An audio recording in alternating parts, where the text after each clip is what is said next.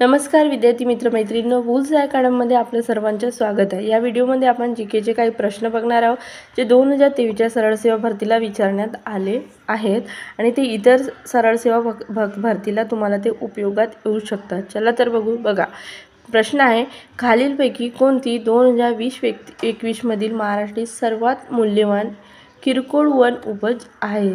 तर ते बांबू आहे। त्यानंतरचा प्रश्न बघा, प्रश्न आहे, फॉरेस्ट सर्वे ऑफ इंडियाने तयार केलेल्या इंडिया स्टेट ऑफ फॉरेस्ट अहवाल प्रत्येकी किती वर्षांनी प्रकाशित केला जातो? ते किती वर्षांनी? 2 वर्षांनी। काय? फॉरेस्ट सर्वे इंडियाने तयार केलेला इंडिया स्टेट ऑफ फॉरेस्ट अहवाल किती वर्षांनी प्रकाशित केला जातो? तर प्रत्येकी 2 वर्षांनी प्रकाशित केला जातो। त्यानंतरचा प्रश्न बघा, विशिष्ट कालावधी एखाद्या विशिष्ट क्षेत्रात जन्मलेल्या जिवंत अर्भकाच्या एकूण संख्येला त्या क्षेत्रातील 1000च्या एककातील एकूण लोकसंख्येने भागल्यास त्यास काय म्हणतात? जन्मदर म्हणतात। जन्मदर म्हणतात। जन्मदर कशाला म्हणतात? तर विशिष्ट कालावधी एखाद्या विशिष्ट क्षेत्रात जन्मलेल्या जिवंत अर्भकाच्या एकूण संख्येला त्या क्षेत्रातील 1000च्या एककातील एकूण लोकसंख्येने भागल्यास त्याला जन्मदर म्हणतात। त्यानंतरचा प्रश्न बघा, ज्योतिराव गोविंदराव फुले यांनी 1873 मध्ये प्रकाशित झालेल्या त्यांच्या रिकामी जागा या पुस्तकातून ब्राह्मणी वर्चस्वाखालील शूद्राच्या गुलामगिरीच्या ऐतिहासिक मूळ संकल्पनेचे सविस्तर वर्णन केले आहे आणि त्याची तुलना आफ्रिकी अमेरिकी लोकांच्या गुलामगिरीशी केली। तर कोणता ग्रंथ आहे तो? गुलामगिरी। गुलामगिरी हा ग्रंथ आहे 1873ला जो प्रकाशित केला, त्यामध्ये त्यांनी ब्राह्मणी वर्चस्वाखालील शूद्राच्या गुलामगिरीच्या ऐतिहासिक मूळ संकल्पनेचे सविस्तर वर्णन केले आहे आणि त्याची तुलना आफ्रिकी अमेरिकी लोकांच्या गुलामगिरीशी केलेली आहे। त्यानंतरचा प्रश्न बघा, India state of forest report 2019 नुसार महाराष्ट्रातील वार्षिक पर्जन्यमान रिकामी जागाच्या दरम्यान आहे, तर तो 400 मिमी ते 6000 मिमी इतका आहे। त्यानंतरचा प्रश्न बघा, खालीलपैकी कोण हे बॉम्बे उच्च न्यायालयात बॅरिस्टर म्हणून आणि भारतीय राष्ट्रीय काँग्रेसचे 3रे अध्यक्ष म्हणून काम करणारे पहिले भारतीय होते? तर बद्रुद्दीन तय्यबजी हे होते, जे पहिले भारतीय होते जे भारतीय राष्ट्रीय काँग्रेसचे 3रे अध्यक्ष म्हणून काम करणारे पहिले भारतीय होते। बॉम्बे उच्च न्यायालयात बॅरिस्टर म्हणून आणि भारतीय राष्ट्रीय काँग्रेसचे 3रे अध्यक्ष म्हणून काम करणारे ते पहिले भारतीय होते।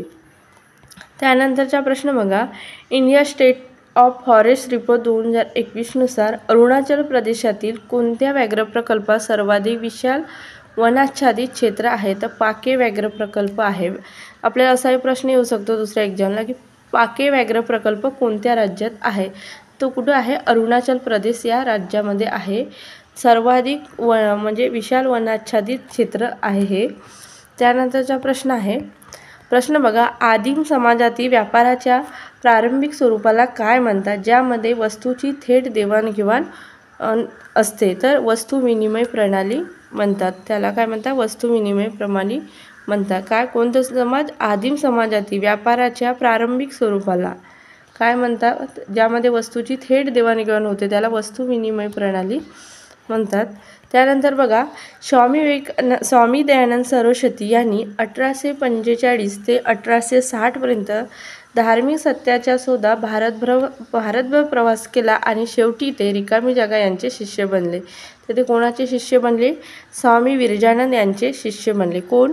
स्वामी दयानंद सरस्वती। केव्हा? 1845 1860 पर्यंत धार्मिक सत्याच्या शोधात ते भारतभर प्रवेश करत होते आणि शेवटी त्यांनी स्वामी विरजानंद यांचे ते शिष्य बनले। त्यानंतरचा प्रश्न बघा, व्यावसायिक बँकांनी राखीव ठेवलेल्या एकूण ठेवीच्या टक्केवारीला काय म्हटले जाते? तर राखीव ठेव गुणोत्तर म्हटले जाते। त्यानंतरचा प्रश्न बघा, प्रश्न आहे, स्थानिक बांबू कारागिरांची कौशल्य वाढवण्याच्या उद्देशाने महाराष्ट्र सरकारने 2014 साली कोणत्या जिल्ह्यामध्ये बांबू संशोधन आणि प्रशिक्षण केंद्र स्थापन केले? तर चंद्रपूर जिल्ह्यामध्ये स्थापन केले। महाराष्ट्र सरकारने 2014 साली कोणत्या जिल्ह्यामध्ये बांबू संशोधन आणि प्रशिक्षण केंद्र स्थापन केले? तर ते चंद्रपूर जिल्ह्यामध्ये. कोणत्या उद्देशाने? तर स्थानिक बांबू कारागिराचे कौशल्य वाढवण्याच्या उद्देशाने. त्यानंतरचा प्रश्न बघा. प्रश्न आहे महाराष्ट्रामध्ये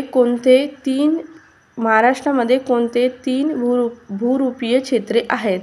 तर बघा 3 भूरूपीय क्षेत्र कुठले? महाराष्ट्रामध्ये. कोणते? दख्खनचे पठार, पश्चिम घाट आणि पश्चिम किनारा. हे काय आहे? 3 भूरूपीय क्षेत्र आहे.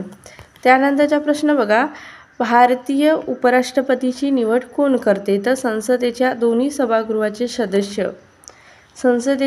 सभागृहाचे सदस्य हे भारताच्या उपराष्ट्रपतीची निवड करतात. त्यानंतरचा प्रश्न बघा. प्रश्न आहे भारतीय राज्यघटनेच्या कोणत्या भागात मूलभूत कर्तव्याचा समावेश आहे? भाग 4 कलम 51 यामध्ये मूलभूत कर्तव्याचा समावेश आहे.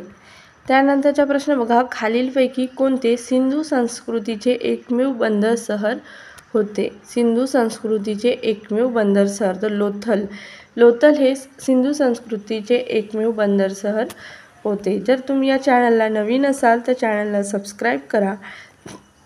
तुमच्या मित्रमैत्रिणीपर्यंत शेअर करा. धन्यवाद.